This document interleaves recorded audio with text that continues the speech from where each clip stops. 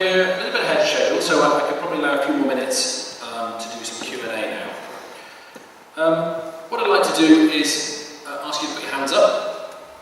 We'll try and share the questions out.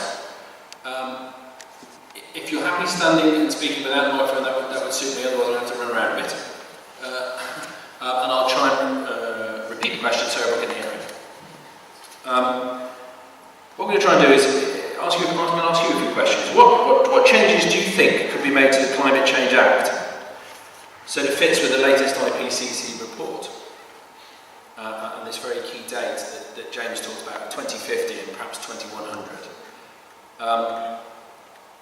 And with half the world's population now living in cities, which is set to rise by 2/3 by 2050, how can Wales sustain this growth? Do we need to build more sustainable cities like Bristol and Birmingham for future generations in Wales? Key things I'd like to flesh out. And I would say, just as a comment on tonight, it is great that we've got a full room. I mean, it really is fantastic. It shows this is a really, really emotive and passionate and important issue. I would also say, I think none of us is surprised that David might feel that maybe not everybody's on his side tonight. So you know, I think thanks David for standing up here and being a shot at. But yeah, let's have a real debate. Hopefully this will be the start of a much bigger conversation. Peter mentioned it earlier on. Depending on what happens tonight and the way things go, we're looking to do something like this across Wales and open the debate up with further MPs, AMs, maybe even Secretaries of State, you never know. Okay, so, do some questions. What David said was that one of the things he didn't like was that it was only the UK that was going to have an increase in renewables and the rest of people were doing nothing. But what I said was that, as far as I know, we're one of the least levels of renewables in Europe, almost the last. And places like Denmark, Spain, and Germany, and even China now have got vastly more renewables than us. Yet David said that it was only us who was going to do it, and the two things don't seem to come together. Okay, so, David. Well, Germany and Denmark are certainly using more wind power than we are, but they're also very dependent on nuclear energy coming in from other countries in order to back that up when they're unable to use the wind. And I think the Danes also make use of hydropower coming in from outside, because even over the whole German and Danish area, they can't absolutely guarantee that there's going to be enough wind blowing in the right quantities to power everything they need. And the problem is, I mean, you've got two problems with electricity from wind. The first is that you cannot store electricity cheaply. So you have to be able to bring it onto the grid more or less as you use it. That's the first problem.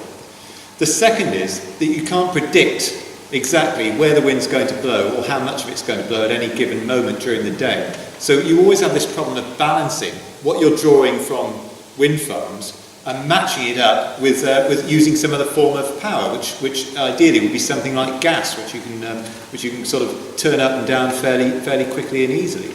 But the point I'm making, Andrew, the wider point which I want to make is this, that the UK is not acting in concert with the rest of the world, and arguably does have stronger taxes, carbon taxes, than certainly a lot of other countries in Europe. I mean, there are 200 countries in the world. There may be some that are doing more than us, not many that are doing more than us, but the point is, most of them are doing a lot less than us.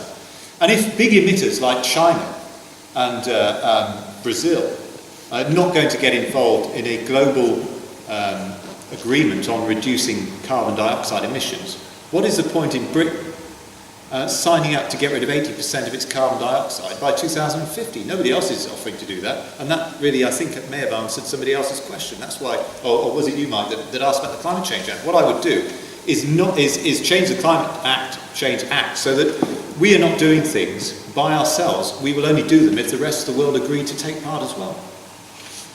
Okay, thanks. Anybody else? Can you perhaps help me with this one? Yeah. Okay, question, Jen here. If you could just introduce yourself.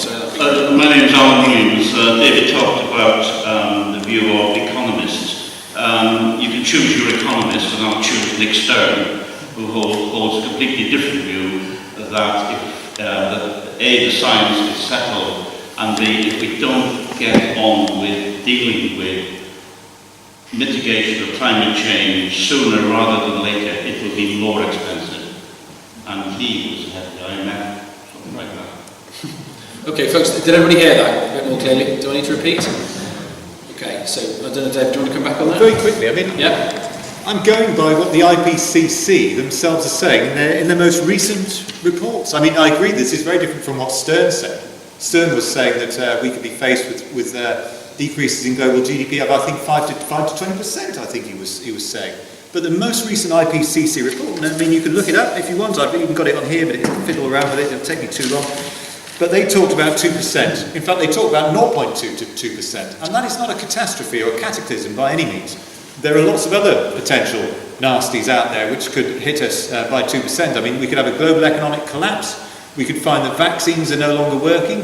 We could have, God forbid, terrorists getting hold of a nuclear weapon or some kind of dirty bomb. These are all quite possible things. And all of them could have a much bigger effect than the IPCC's worst case scenario at the moment, which is 2% of global GDP of a much wealthier world. Not my figure, sir, but the IPCC's. James, do you want to add anything to this one? I'm going to come to the lady in the back after this, okay? Yeah, I'd just like to stand back a moment from this, and I mean, I think the real debate, which you're asking questions now, which I think is the real debate, which is how do we cope with this situation we've got? There are concerns about unilateral decisions made by the UK when the rest of the world aren't doing the same thing. But I think to have those concerns and to question the fundamentals of the science because you're concerned about the economics is very disingenuous. I think the real issue is what is renewables. It's nuclear, it's fracking, it's what we're going to do to adapt, to mitigate and to attempt to solve this environmental crisis, or at least alleviate this environmental crisis. But don't question the fundamental science simply because you're concerned about aspects of the economics. And if the economics are so uncomfortable, I'd like to just ask why in the last 2 days have 80 companies, including Shell, Unilever, Kingfisher, etc., come together in a campaign to prevent the third trillionth tonne of CO2 being issued into the atmosphere.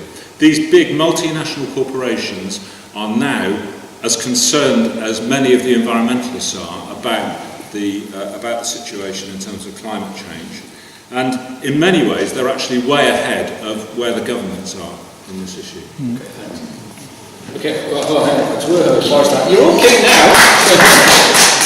Okay, so I've got a little bit of an order. So lady in the back in the red, and then I'm going to come over to the gent over there on the left. Next. Thank you. Okay, so just introduce yourself, that'd be great. My name is Catherine Maybe. I've got a couple of comments and a question. One of the comments is, I think, David, you weaken your argument by playing a straw man, by exaggerating the statements by others and then shooting them down. And I see an awful lot of that happening at the moment.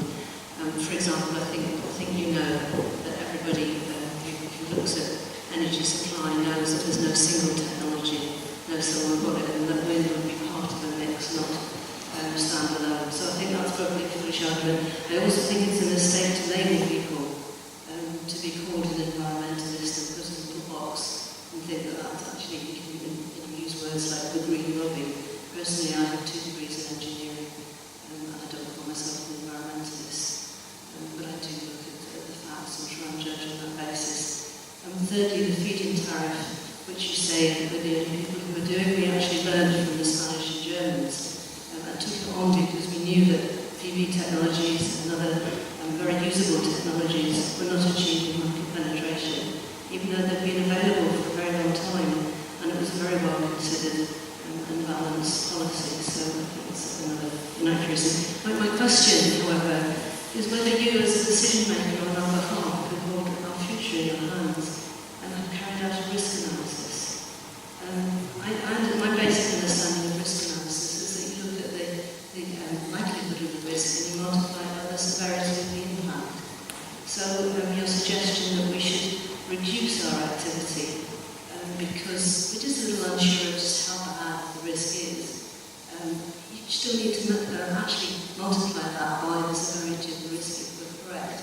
And I think that's what disturbs me most of all when I hear the complete dismissiveness of taking action on climate change. So, have you carried out everything on the system? Would you be willing to make that public for your constituents? Thank you.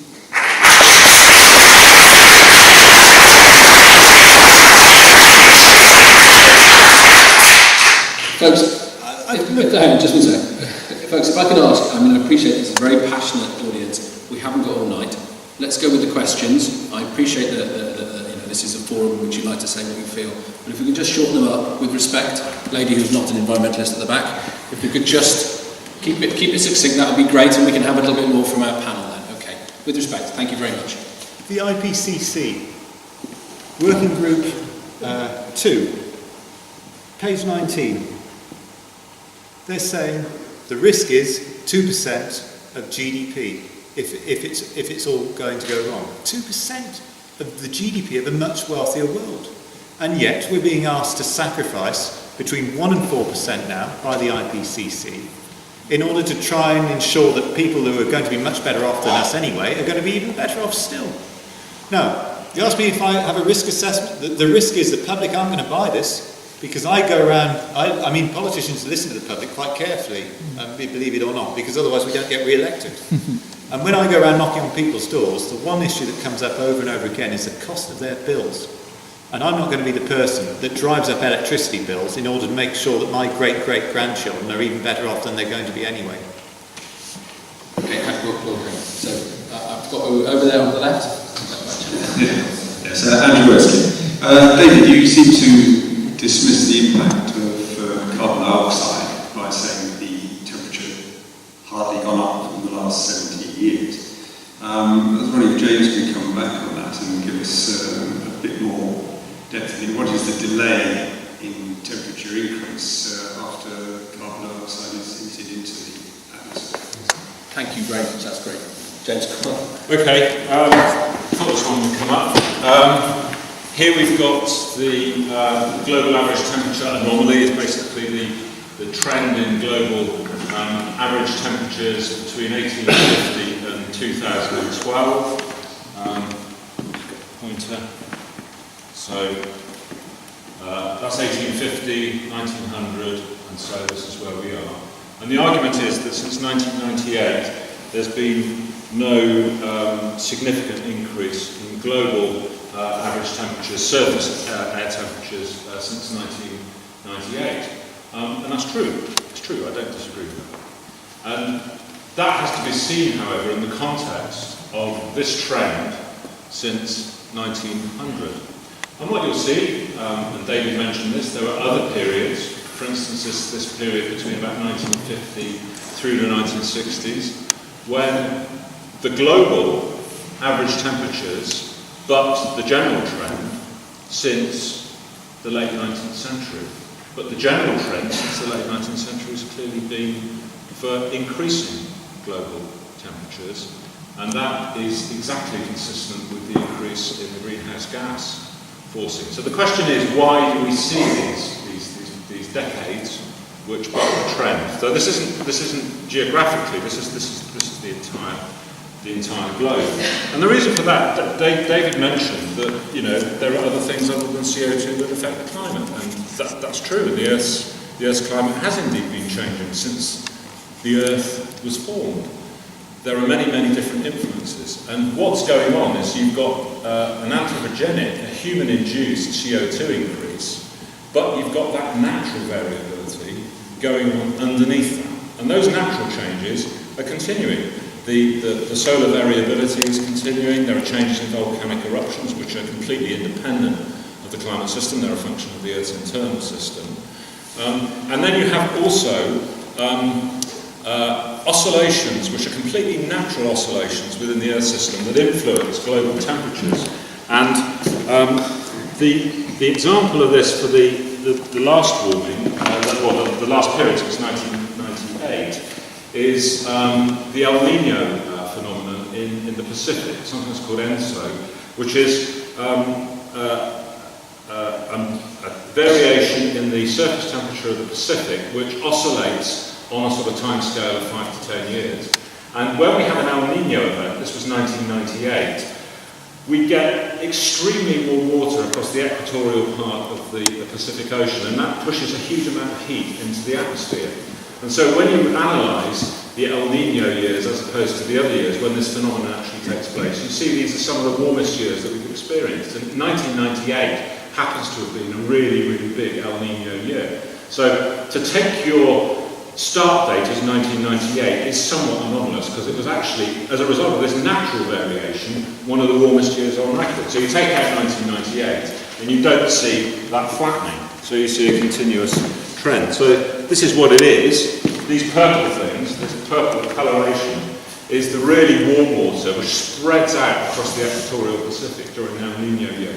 This oscillation has been going. We know this oscillation has taken place during the last interglacial. During the last glacial, its wavelength changes slightly. It's still continuing at the present day. That is interacting with this trend for human emissions of CO2, and so it's completely expected that you would see blips and phases of more rapid increase in response to that CO2 forcing, because you've got this natural variability which is underlying the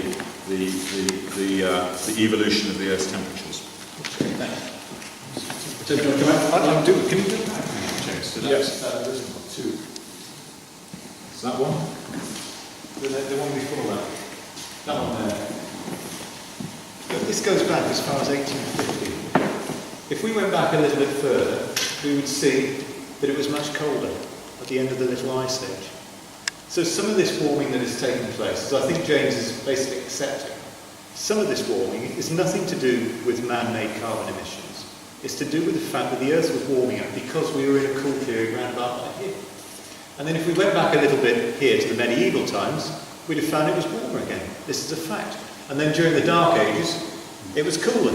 And then at the Roman times, well, I can't even go there now, it was warmer. And the trouble is, with this debate, that we only ever go back to about 1800, 1850. And we're not looking at this in a proper context. If we want to... If you want a proper context, you've got to go back at least 2,000 years. Or even better still, a million years. This goes back. Ladies and gents, the problem we can't have a heckling thing, okay? It's not the House of Commons. Everyone is fixated, don't worry, I've used so much worse than this. Everyone's fixated on the idea that because there's been a small increase in temperature in the last 250 years, tiny, 0.6 degrees Celsius, it's all down to carbon emissions. But it's not. Because as James would be, I think, would have to agree, some of it is down to other natural factors. And this lady at the back here asked me about a risk assessment. What I would like to have is a cost and benefit assessment. And we can't even begin to have that unless we know how much that 0.6 degrees is the result of man-made carbon dioxide emissions and how much is the result of the natural warming and all the other natural factors which even James here admits go on. It's no good shaking your head, sir. This is a scientist and he admits there's plenty more going on other than carbon dioxide emissions. Okay, so hold on. We're going to go to this gentleman on the back here, and then we're going to come over here. Gentleman at the back over there, taller fella, with a nice sort of, I don't know, spiky hair, with respect. Right, sir, if you could introduce yourself. Thank you. My name is Clive Fixter. I'm a member of the Green Party and Friends of the Earth. I'm an environmentalist, no doubt about that. But I've got to complain about this meeting. We have scientists talking about science, and a politician talking mainly politics. I've heard Davis talk before, his opinions about what I belong to, and I've argued them in the press. But I'm not arguing them now, I just want to put this point. The theory of global warming or climate change is accepted by the vast majority of the world's climate scientists, by the American Academy of Sciences, by the UK National Society, yes, by distinguished scientists like Stephen Hawking, by practically anyone thinking in the science movement, and yet David chooses to argue with them. Now, you're going to argue with Stephen Hawking over the origins of the universe. The complexity of climate change is just as great, just as much intellectual challenge. Why don't you argue with that when there's somebody else things you can do doing Dave who would be more useful to the constituents of Mars? Okay, well, I think that was a fairly clear question. I don't know how to paraphrase that one. I'm not actually arguing with it. I mean, I've said to you right from the start, and I've never denied it. First of all, the climate is changing. It always has done, always will do. So let's even go there and suggest that I'm denying that. Secondly, that man is emitting CO2. Couldn't disagree with that. Thirdly, that CO2 is a global warming gas. Couldn't disagree with it. Totally agree with that. And fourthly, it follows that because it's a global warming gas and we've emitted more of it, we must be responsible for some of the warming that's gone on. The question that I've just been asking of James, and I've asked it of scientists in the House of Commons and everywhere, never had an answer for it. How much of that warming is actually down to man-made carbon emissions, and how much is due to other natural factors? Nobody can actually tell me the answer to that. And therefore we can't do the cost and benefit analysis, and therefore I say, when the IPCC, who you probably agree with every word that they tell us, when they're telling us that the cost of this cataclysm is probably going to be 2% of our GDP in about 90 years' time, of a much richer world, but if we want to do something about it, to mitigate it, decarbonise, that's going to cost between 1 and 4% of our GDP right now. I say there are reasons to question the science, but there are many, many reasons to question the economics of it. Okay, just a second. James, do you want to come back? Yeah, Quickly? David has made a couple of points where he says that I agree with him, and I actually don't agree with him. There is a 95 to 100% probability that warming since 1950 is a result of greenhouse gas emissions, and that's principally CO2. Yes, there are other factors which are interacting with this, but primarily what those are doing are actually damping down that response that you see. They're not actually responsible for enhancing the warming. So there's the evidence that solar variability, in other words, an increase in solar output, or a reduction in volcanic activity, which is what you would have to have, are playing a major part in this warming, has actually been quantified by the IPCC, and is found to be totally inadequate to explain the response that we're seeing in terms of the Earth's surface temperatures. So I certainly don't agree with what you said I agree with. Well, you would agree, though, that we had a cool period. Yes. And that ended roughly at the time that we started to industrialise. Indeed. So therefore, James, it must follow, must it not, that some of the warming that's taken place since 1850 is due to the natural warming that was going to occur as we came out of the cool period. Is that not a reasonable statement to make? So what would you attribute that natural warming to? Well, if we had a cool period, which you agree we did until the end of roughly the 1800s, then obviously the Earth was going to warm as we came out of that period. Well, in fact, that's not the case, because there's another forcing which I haven't referred to, which is an extremely long-term forcing, which you briefly mentioned, which is the Milankovitch forcing, which is the change in the Earth's orbit, periodic change in the Earth's orbit, and the cooling that we see at the end of towards the end of the Little Ice Age, and actually reached a peak in the late 19th century, or a trough, if you like, the lowest point, is pretty widely considered to be the reduction in in solar receipt of solar radiation as a function of the change in the Earth's orbit in the northern hemisphere. So actually, there wouldn't have been a natural warming as you described it. The natural trend actually would be for a very gradual continuing cooling. The Little Ice Age would have continued down, and to make the point that for 90% of recent time we've been covered by ice, that's completely not the case. Yes, we would go down towards a glacial state, but actually, if you take the last 100,000 years, Britain's been covered by ice for maybe only about 10,000 of those years. Yes, it's been cooler, but it's only actually covered by ice for about 10,000 of those years. So there wouldn't be actually a natural warming as you described it. This warming is the result of a huge forcing of CO2, which has completely counteracted the change in incoming solar radiation forced by changes in the Earth's orbit. Cooling between 1940 and 1970. That is also this is exactly the same as this plateau that we've seen since 1998. It's the interaction of these other forcings with the anthropogenic forcing. So it's completely expected. You've got ENSO variability. The IPCC didn't expect it though, because they were predicting from 1992 that there would be increases every single decade in temperature, so they certainly didn't predict it in the 90s. No, and I think. But they're getting it right now. Is that what you're saying? Well, I think it's not really fair to, because it's a fundamental misunderstanding of the way in which science works. The science works. We have uncertainties. We try and quantify those uncertainties, but in a very honest way, the scientists try to improve all the time. And so they build on the back of what they previously said.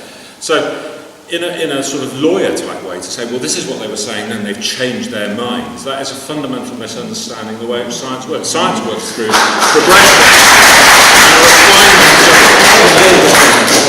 We made predictions in 92, 98 and in the early 2000s, and they were wrong. They were wrong. But now they're saying, they want to say, but they were, because they predicted a decadal increase in temperatures. Right, gents, we're going to leave this one then, okay? And I'm sorry, I'll come back to you in a minute. Gentleman at the back here. Thank you for waiting. Very kind of you. Introduce yourself, please. My name is John Jones. I'm going to be someone who's going to be living through some of the effects that climate change will have, as you put my age and stuff.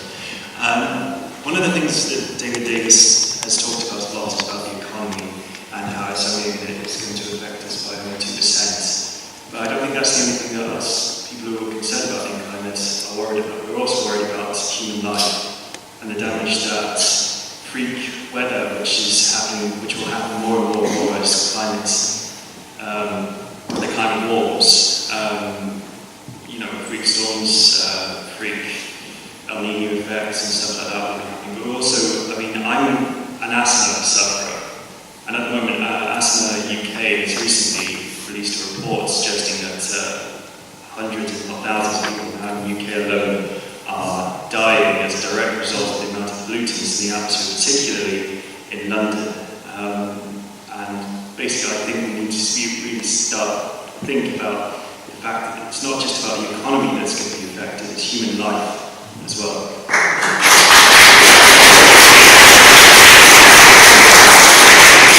Good. That was lovely. Did you have a question? Okay. Can we not do that? We're looking for questions, okay. Let's go there. Well, let's go here. I'll come to you next. Okay, thank you. My name is Keith Jones. I'm the Labour parliamentary candidate for next year's election for the constituency of Monmouth. I'd like to ask a question, probably David Davis. Good question. You mentioned economics. Now, I'm not very good at maths, but to be honest, 1 to 4% of a smaller GDP now is going to be surely more efficient to spend now than it is to wait 2% in 85 years' time, which is going to be an awful lot more. Just to my mind, that's what makes sense. The other thing is that you said it was, what's the point in UK getting started if it's just us? Well, 194 governments have accepted this latest report from the IPCC, so it's not just us. We can't afford not to do anything about it. And the other thing, we talked about economics and finance, and the gentleman behind talked about asthma. I'm a physiotherapist. I've worked with miners over the years, and I've seen the devastation that mining has done to their lungs, to their lives and their families. There's a cost. It's not just economics. It's a social cost as well to things like dirty fuels, like coal. We have to do something on renewables. Thank you. Okay. Do you want to come back? I'm not entirely sure of the question. I can. The gentleman at the back, I'd say that the Met Office themselves have said very clearly you can't start blaming freak weather conditions on climate change, and it's a mistake to do so. Your point about asthma and Ruth as well. I mean, my family suffer from asthma as well. But I think CO2 doesn't cause asthma. There may be other particles in the atmosphere that do, and perhaps one of the. Sorry. It's not just when you burn coal, you're not just producing CO2. No, you're producing sulfur and all sorts of other things, but. Yeah. But it's not CO2. Mainly we're talking here about CO2. But in terms of coal itself, if we want to switch from coal, if we switch from coal to gas, for example, which we could frack, then we would have a cleaner atmosphere. Ruth or Rachel, I believe, forgive me, I should know this. If you want to make an argument on the doorsteps that everyone should right here and now take a cut of 1% of their GDP, I couldn't be happier, to be honest with you. It's not the argument I'll be making on the doorstep. I don't think it's going to be one that will that we do a lot of good, but you're welcome to it if you want to. And as far as you know, as far as accepting a report is concerned, I agree, 178 countries, I'm surprised they haven't all accepted it. They're all fall over themselves to accept reports. What I'm talking about is acting on it. I'm talking about the fact that the UK is bringing in all sorts of charges for high-intensity users of energy, which are worrying a lot of Labour members of Parliament, by the way, because it's only happening in the UK, it's not happening in the rest of the world. And that is the issue that we've got here. It's not just about science. I mean, you don't have to question the science to question the economics of it. I do question it a bit, but I'm prepared to go along with it. But I find the economics of this totally and utterly bizarre. To do it in the UK and not have a global agreement is crazy. It's just going to mean all the manufacturing jobs go elsewhere, and that's not what I want to see. Okay. Do you want to say, James, should we move on? Yeah, I just want to say a word about extreme events. You could keep it brief. Yeah, okay. There's very good physical basis for believing that more extreme events are more likely in a system that's got more greenhouse gas loading, which is warming up. You've got far more water vapour getting into the atmosphere, and as you said, that is a very important greenhouse gas, and so that tends to amplify the greenhouse warming. But that means you've got more precipitation. We know that there is actually more precipitation globally now as a result of greenhouse gas warming than there was before. And every time you condense a water particle, you release latent heat into the atmosphere. So the atmosphere is getting energised. And so there is a physical basis for expecting there to be more extreme events. Here I'm talking principally about precipitation events, of course. But it's not true to say that the Met Office have disregarded the link between greenhouse gas loading and extreme events. I've got a report that I read on the train on the way down today, which is the latest report from the Met Office on the linkage between CO2 emissions and extreme events, global warming and extreme events. And they go through every individual event and they quantify the likelihood that that event was at least partly induced by greenhouse gas warming. And the one they come out strongest, in terms of strongest support for human influence, was actually the 2003. The incidence of extreme heat waves, like we experienced in 2003 in continental Europe, the incidence of those is vastly enhanced under greenhouse gas scenario situations. And the 2003 summer is likely to be a cool summer by 2100. Thank you. Okay, folks, sorry. In the interest of economics, I don't really want to turn the lights on, so please can you keep it brief? And saving the planet, obviously. So we've got, I think, what have we got? Another 5 or 10 minutes on Q&A. I know you've got loads and loads of questions, so these need to be really, really brief. And then we're going to ask the two gentlemen to have a bit of a sum up. Golly. Okay, so I'm going to go to this gent over here after this lady here. So that gent over there. Okay. Okay, behind you. Okay. Got a microphone? Sorry, sir. I lost my order. I'll tell you what we'll do. We'll go there, and there. Okay? Hi, I'm Carol Waters, and I'm asking you quite a simple question.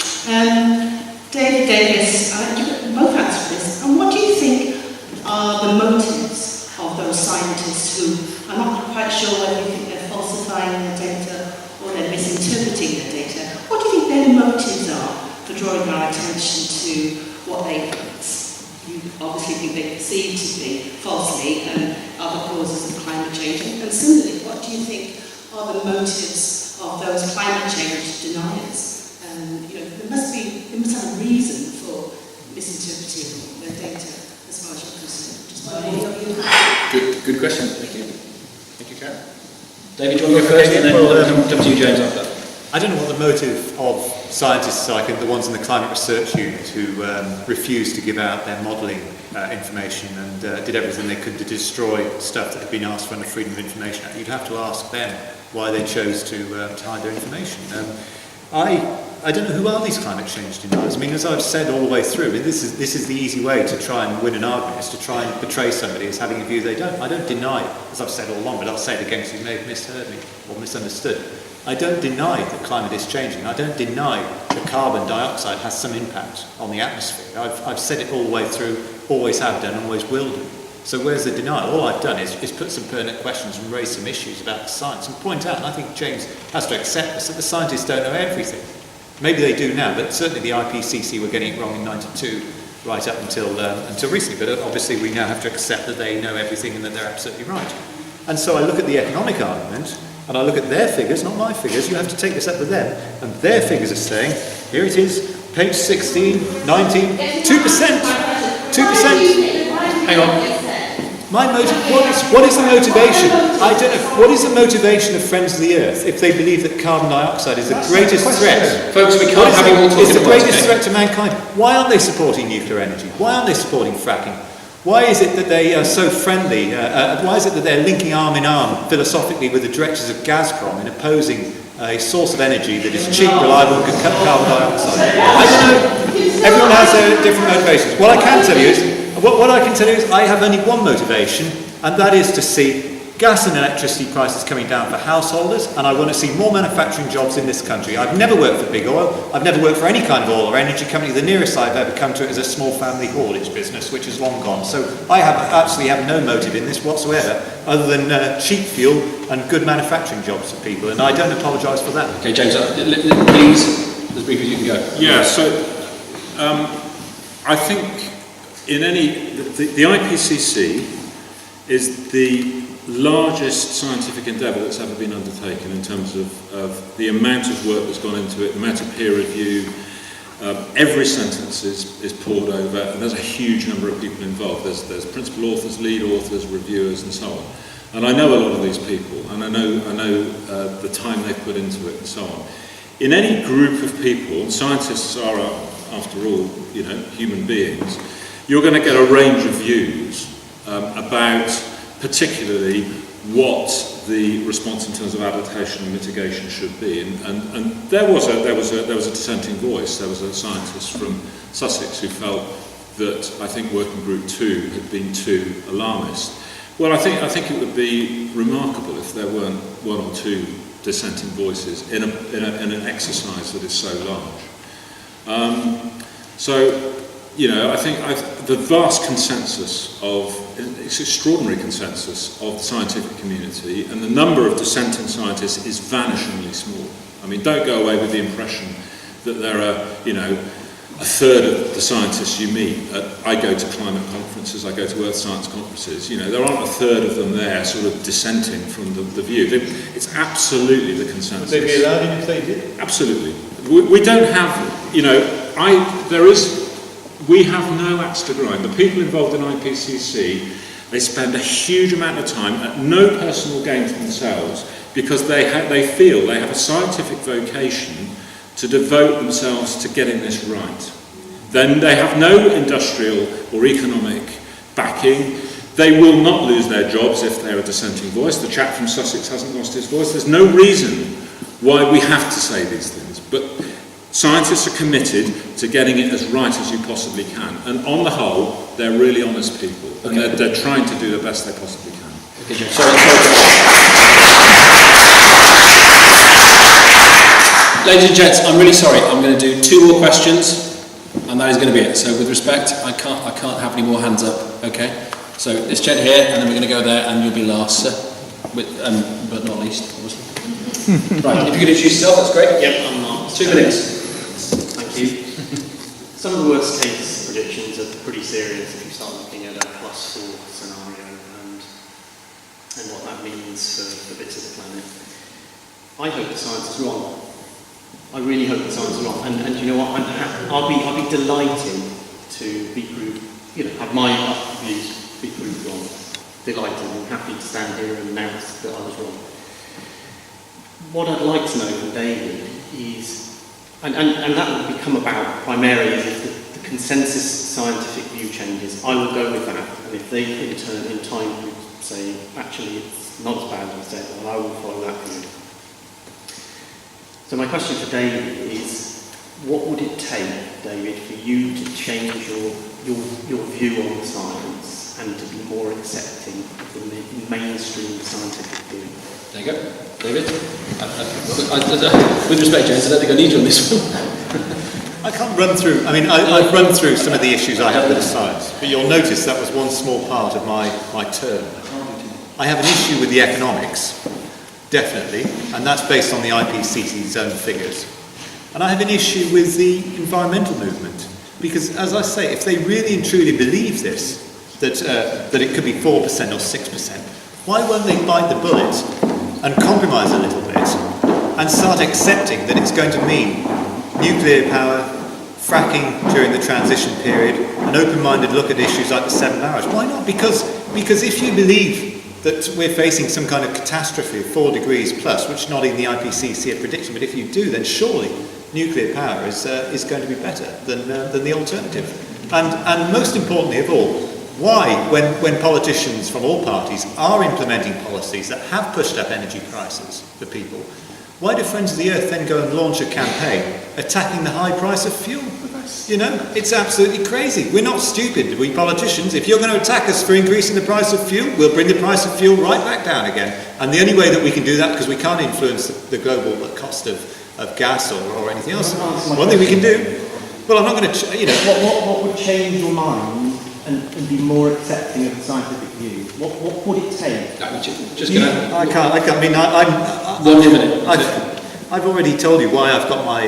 what would it take? Whose voice? If somebody was to walk into the room today and I tell you what would make me sit up and think. I tell you what, it would be if somebody from Friends of the Earth came in and said, do you know what? This is such a big issue that we're going to have to accept nuclear power. We're going to have to start fracking for gas. We're going to have to look... Oh yes, because it's the only way that we're going to decarbonise the economy. That would make me sit up and think. Okay. I don't see that happening. Okay. Sorry folks, sorry. No. Sit down, with respect. Okay, this is the last one, okay? And please don't all speak at once, because we're never going to get any answers here. Right, so. Thanks very much. And also, nice to know one. Michael Jones is my name. Thank you, Michael. So my question is, and it's very similar to the two just gone before, which is, I'd like to ask, we've got here a politician tonight, we've got scientists, and I'd like to ask you both, and Mr. Davis in particular, is there anything that you've heard here tonight that has made you fundamentally change your mind about the whole issue of global warming? And also, do you think we are all alarmists? Do you think the whole globe is alarmist over this issue? So, well, that's easy. No, I haven't heard anything at all that's made me change my mind. I don't know whether you're alarmist or not. You may well be alarmed at the prospect of 2-degree increase in 100 years' time. I don't know whether you are or not. I mean, but the rest of the world is not alarmed. They're not alarmist at all. In fact, they're rejecting moves to reduce their carbon. The Australians have changed their mind. The Japanese have changed their mind. The Chinese were never even going to start, or the Indians or the Brazilians. So the question is, do you really think that it's wise for the UK, which emits only 2% of the world's carbon dioxide, to increase taxes on manufacturing businesses, to increase electricity and gas prices for homeowners, when even if we succeeded in completely decarbonising our economy, the rest of the world is just going to carry on and it will have no impact whatsoever? I hope some of you might be thinking a little bit about that. You cannot see everything in economic terms because the cost is here. No, the cost is 2% of the GDP, and that is the IPC.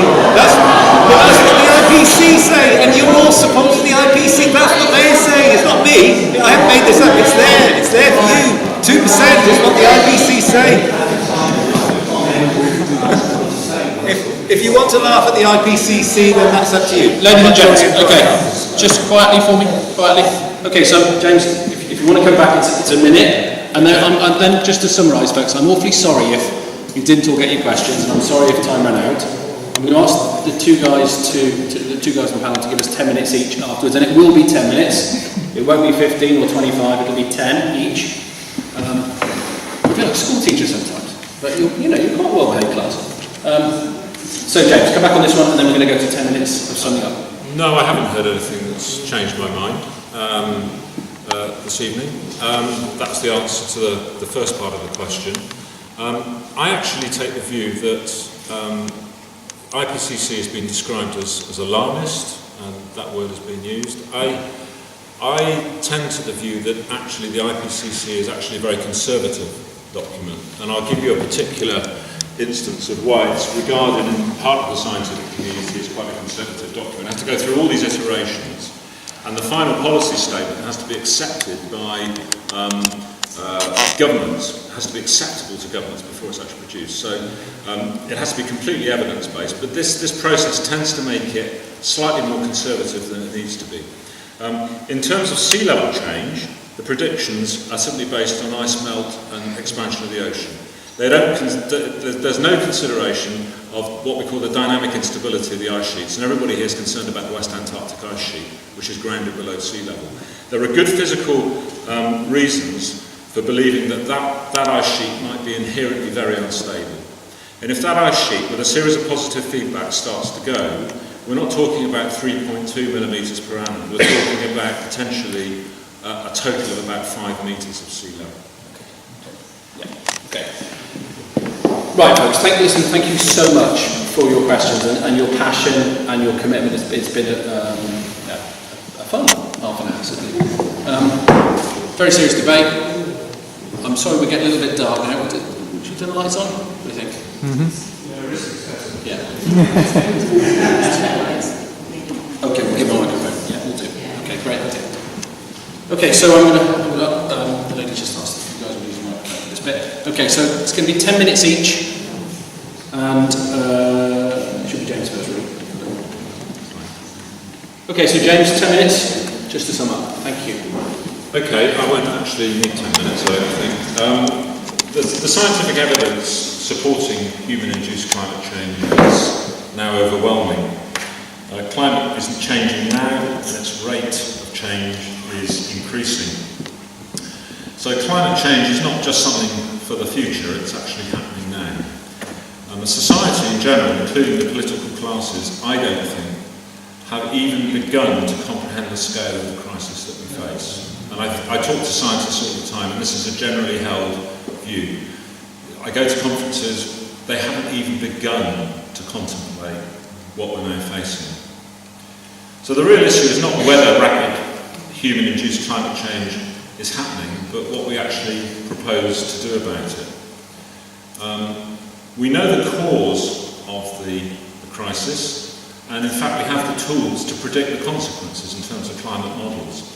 We also now are beginning to have the tools to start to rectify the situation in terms of large-scale mitigation strategies.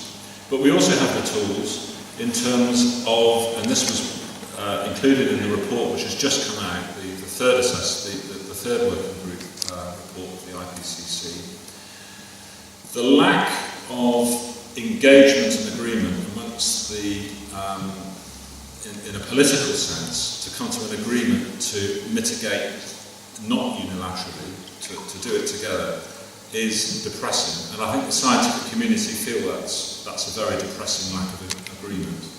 And so the moves towards a whole-scale approach to the situation, which is quite different in its scale, and I'm talking here about geoengineering, where we have major plants that actually pull CO2 out of the atmosphere, and they're being widely researched. Because in the absence of any political agreement, that is the only way to avoid catastrophic climate change in the future. So we need to stop talking and we need to start doing in a fairly serious way. And I think to do otherwise is actually morally unthinkable. And I want to just simply end by giving you my thoughts as a person. I've got children and hopefully one time I'll have grandchildren. And David referred to great-grandchildren. I can't face the situation where they're going to look at me in the eye and they're going to say, Dad or Granddad, you were involved in the science, weren't you? You knew what was going to happen, or you knew what the scientific community was saying about what might happen in the future, and what did you do? I can't do nothing. I have to deliver the science as I see it and as the consensus scientific community see it. And so it comes down fundamentally to a human issue about what you think is morally acceptable. And to be honest, I'll simply end by saying that I find it rather shocking that we have representatives of society who are really quite scientifically illiterate and representing us. And I find that shocking.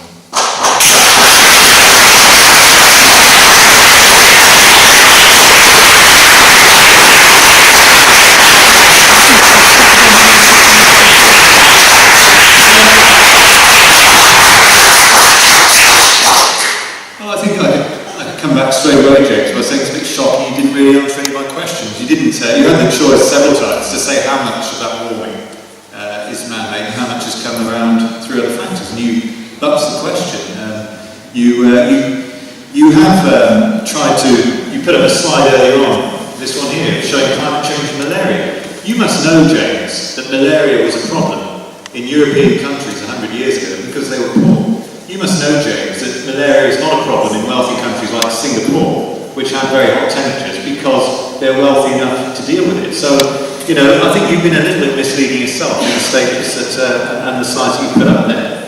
The fact of the matter is, I don't have any dog in this race. I'm not involved in big oil. I've never had a penny, never worked for a big oil company or anything like that. As I said, we had a small haulage business years ago, and that was valued. And I don't consider that puts me into the category of somebody who has connections with big oil. My only motivation in being here is because I think we're making a big mistake. We're following a set of policies that are going to destroy our manufacturing industry, increase electricity prices for everyone. And if you want to get all emotive, James, talk about your grandchildren, looking them in the eye. Well, I've got kids too. I want to be able to look them in the eye and say, son, I've done what I can to make sure you can have a job in manufacturing and that you can pay your electricity bills at night.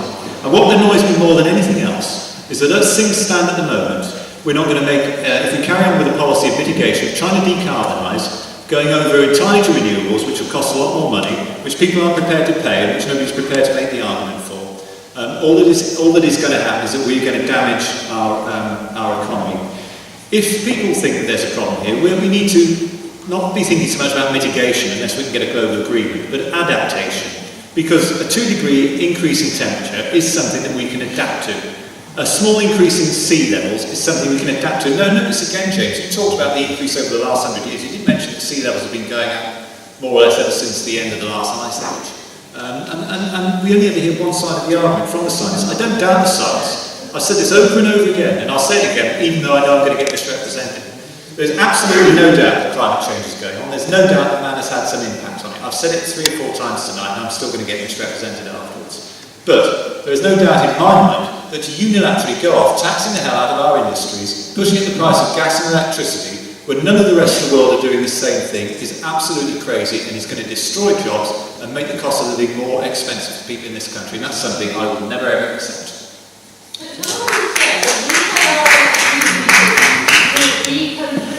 With respect, no, thank you. I'm sorry, I can't. This should be all up I can't let you do it. should get good business if I they're cheap. can't let you do it either. Right, ladies and gents, okay, so we've had a summing up, a mercifully brief summing up from these 2 gentlemen. Thank you. So I guess it's left to me, really. I'm not sure what the learning from tonight is, other than this is clearly a very, very dear to your heart subject, and so it should be. We heard James say it's time to stop talking and time to start doing. We also heard David say that this policy will destroy our manufacturing industry. Both are very valid for me. So I guess from here on, if there's nothing else that you do, there'll be an election shortly. James, mercifully, it's got nothing to do with an election. Maybe I should start. Yes. No, you heard it here first. Anybody from the press, James, just give us now. Please make sure you come out and vote, and I appreciate your time. Now, I'm going to wrap things up very quickly, just hand over to you. Want to say something? Yeah. As I said, this hopefully will be the start of what will go on to be a bigger conversation. That sounds like a bit of a politician soundbite. A process of more of these sort of events. So your feedback on it would be gratefully received. I'm sure Peter will talk to you about this in a minute. Thank you so much for your time. I am going to jump in my green car, which you'll be pleased to know is powered by 100% renewable energy, with no CO2 emissions, and zoom off to the pub in a minute. And I hope you all do too. Thank you very much. Safe journey home. Good night.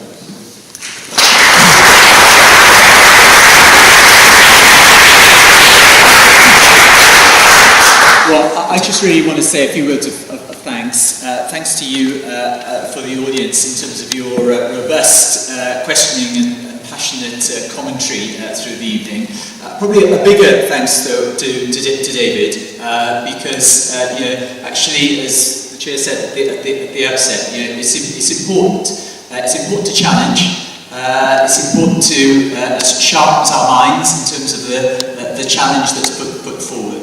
And I do want to thank David for accepting the challenge of coming this evening to have the debate. I think that in itself is important. And also for challenging us. I say challenging us because I think the audience seemed to demonstrate that you had a particular view in respect of climate change. But it's important to be challenged in respect of the views and the points that we accept.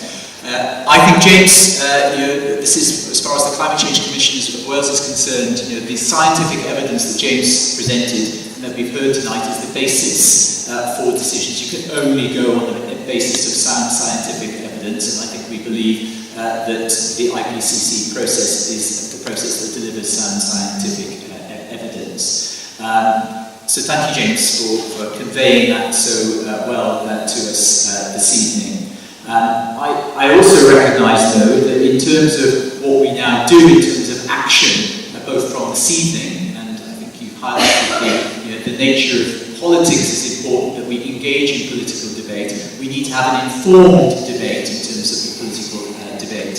Tonight's been part of that, and I hope one of the actions you might take from it is to go and visit the website, thewaleswewant.org.uk, to engage in that national conversation, to register on that website, to engage in that national conversation about the sort of Wales we want for future generations. I am optimistic. I'm optimistic about a future for Wales which incorporates some of the changes I think that we want to see, almost irrespective of climate change. The sort of nature of business, the sort of nature of society that we want, represented by the sort of change that we've talked about this evening in terms of, yes, the sort of energy that we want, the sort of manufacturing industry that we want.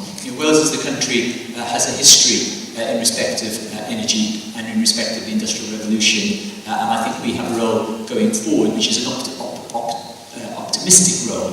And certainly from my perspective, and one of the big issues perhaps I have with David in terms of his analysis tonight was I see action around the world in response. I don't see it just being in Wales, and I don't see it just being in the UK. I see it action around the world. Of course, there is a big issue in terms of the international agreements and the lack of international agreements. But if you look at cities around the world, if you look at individual countries around the world, you'll see really significant actions of building a sort of society that we want for the future, which does incorporate reducing emissions and moving to a low carbon, low resource use society. I hope that the world in the future, that our children and grandchildren are going to be better off than we are. David, you've highlighted that point this evening. I think there's a risk that they're not going to be, based on the science that we understand. But this is the debate that we've had this evening. David, again, just to emphasise the thanks to you for enabling this evening to happen. I hope you have enjoyed the evening, and I want to end by a particular thanks to our chair, because he had a very difficult job this evening that he fulfilled absolutely brilliantly. So perhaps we could end by a big thank you to Mike as chair this evening.